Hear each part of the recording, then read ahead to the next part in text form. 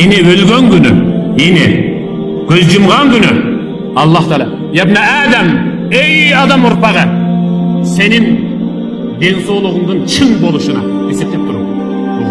Senin densoğluğunun çın boluşuna, ömrüңdün uzun boluşuna, tilegiңdin orundalışına, günöňdün keçirilişine, üýbülöňdün ıntymakta jaşap jatışına birden bir sebep bolgan apaň bugün göz yumdu. Bundan keyin emi densoğluğun murdagyn çyn bola bermeydi. Tilegiň murdagyday bat orundala bermeydi.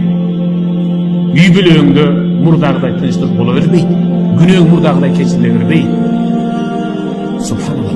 Enelerden jönele kol koşurup bırışkan yüzü menen neberesince çeveresini erkeletip oturuşunun özü perzent üçün bolup görmegende çok bayrak. Şimdi bir